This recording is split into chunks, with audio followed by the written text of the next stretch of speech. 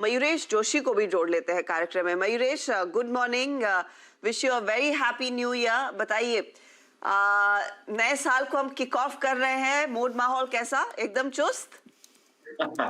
Morning Arshita ji, morning Anuj ji, and good morning to everyone on the panel. तो पहले तो आप सबको नए साल की ढेर सारी शुभकामनाएं। जो हम रेजोल्यूशंस मान के चलते हैं, मुझे लगता है आई थिंक जो भी आप पिक करते हैं, एक दो रेजोल्यूशंस पक्का फॉलो करें हर साल के लिए। ये साल एटलीस्ट मेरा रेजोल्यूशन है कि जो हेल्थ है उस पे और ज्यादा फोकस दे दूं।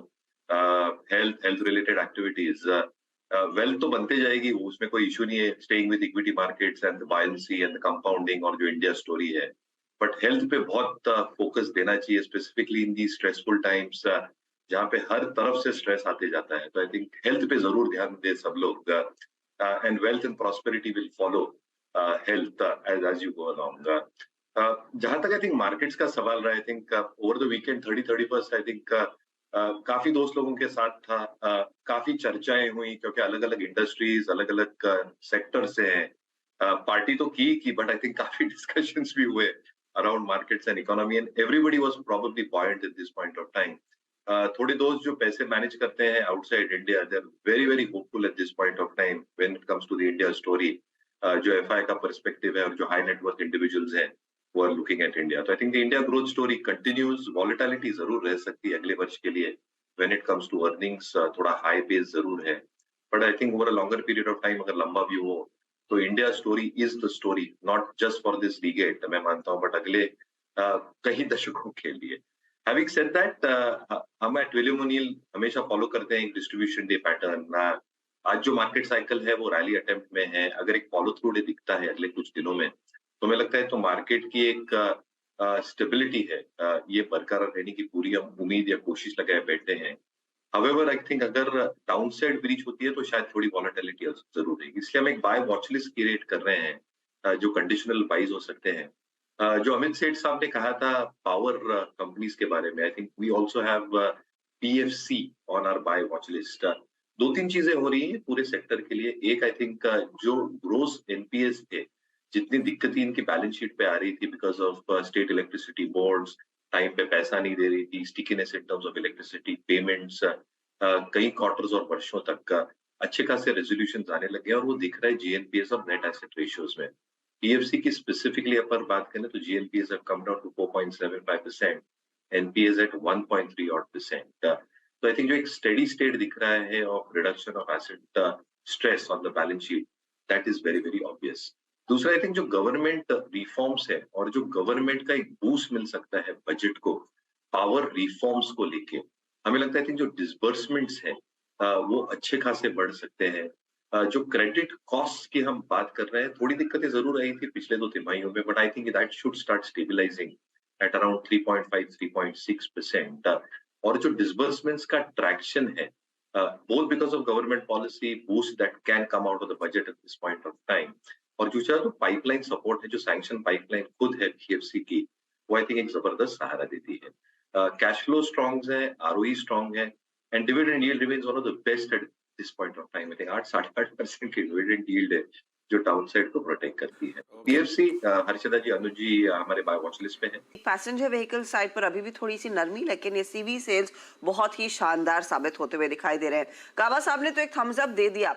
मयूरेश, अगर आपने इन बिक्री के आंकड़ों पर कॉल लेना हो, क्या preference in commercial vehicle manufacturers की तरफ ही रहेगा? एंड मोस्ट इम्पोर्टेंटली फिर अशोक लेलैंड क्या स्टार ऑफ द पैक साबित होगा? Looks like that way, Harshada ji. I think key pivot levels पे Ashok Leyland on the O'Neill methodology है। जैसे आपने नंबर्स की का भी जिक्र किया, commercial vehicles have held out pretty well.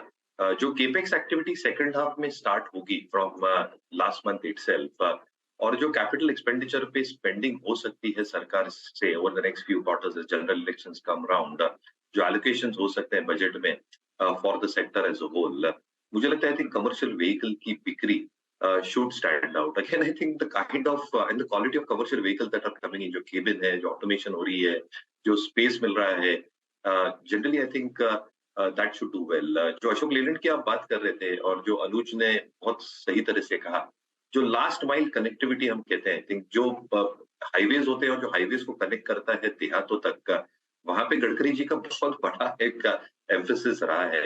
Rural roads, allocation to rural roads और लास्ट माइल कनेक्टिविटी, ये एलसीवीज को और टिप्पर सेल्स को when it comes to construction and infrastructure activities बड़ा सहारा देती है, जहाँ पे अशोक लेलैंड का एक बल्क और एक बड़ा मार्केट शेयर है। तो yes, I think with in the pack itself this space should do well. Ashok Leyland एक बहुत की पिवट लेवल पे है, नंबर से मुझे लगता है मोमेंटम शायद ये स्टॉक में बरकरार। ओके, मोमेंटम बरकरार रहेगा। मयूरेश, ये ऑयल मार्केटिंग कंपनीज, यहाँ पर कोई इन्वेस्टमेंट बेट है या फिर अभी अवॉइड करेंगे? नहीं, we normally avoid Anuj. I think 2-3 वजह है। एक, आई थिंक जो एक डिस्पैरिटी रहती है इन टर्म्स ऑफ ऑयल प्राइसेस, कितना पास थ्रू कर सकते हैं, कितना रिटेन कर सकते हैं, इसमें बहुत दिक्कतें रहती हैं और वो इन्वेंट्री पे प्ले आउट होता है इधर इन टर्म्स ऑफ गेन्स और लॉसेस एवरी पासिंग क्वार्टर। दूसरा आप देखें जो इनके खेमे हैं अलग अलग with in the core business itself, जो पाइपलाइन का बिजनेस है, एलपीजी का बिजनेस है, जैसे सुमित जी बता रहे थे, जो पेट्रोकेमिकल्स का बिजनेस है, petrochem products depend on oil pricing as well. तो एक ओवरऑल एसओटीपी वैल्यूएशन होती है and investments again form part and parcel in terms of other government companies as well. तीसरा, डिविडेंड यील्ड ठीक ठाक रहता है, बट कहीं ना कहीं आई थिंक जो कैश फ्लोज होते हैं ये बहुत वेरी करते रहते हैं हर पासिंग क्वार्टर। तो हम हमेशा मानते हैं आई थिंक इनको ट्रेडिंग बेट्स के हिसाब से देखना चाहिए। इन्वेस्टमेंट ग्रेड के स्टॉक्स अगर देखने हो तो आई थिंक काफी बेहतर स्टॉक्स है, जैसे मैं कह रहा था, I think power space within the PSU universe काफी इंटरेस्टिंग लग रहा है ये जंक्चर पे after what we have seen in PSU banks. Jubilant food underperformer, मैं तो थोड़ी सी सरप्राइज्ड हूँ, मुझे लगा न्यू ईयर्स ईव के बाद इस पर एक बाय कॉल आ जाएगा। Mayuresh, any thoughts? नहीं, एक जो क्यूएसआर स्पेस है Archana ji, I think this is one space that will keep on doing well. हमारा ये मानना है कि जो एक्सपेंशन हो रहे हैं और अब जुबिलेंट देखें, काफी सारी क्यूएसआर कंपनीज देखें, जो मैनेजमेंट कमेंट्रीज दर्शा रही है कि टियर 2 टियर 3 सिटीज में they are expanding in a big time, in a big way as well. तो कहीं ना कहीं आई थिंक जो स्टोर एक्सपेंशन आएंगे इनके, ये टियर 2 टियर 3 से आएंगे, जहाँ मैक्सिमम डिस्क्रिशनरी स्पेंड होंगी। जो ये एसकेयूज बना रहे हैं या प्रोडक्ट्स बना रहे हैं फॉर टियर 2 टियर 3, ये शायद वेल एक्सेप्टेड हो रहे हैं with the kind of model that they have followed so far. और इसलिए आई थिंक जो same still store growth, volume growth है, ये पिकअप होंगे over the next few quarters. थोड़े क्वार्टर्स आई थिंक टफ रहते हैं इनके लिए in terms of input cost inflation जो पिछले कुछ तिमाहियों थी, बट गोइंग फॉरवर्ड मुझे लगता है ये बहुत इंटरेस्टिंग स्पेस रहने वाली है। थोड़ा लंबा नजरिया रखना चाहिए, बट बहुत इंटरेस्टिंग स्पेस है फॉर मीडियम टर्म।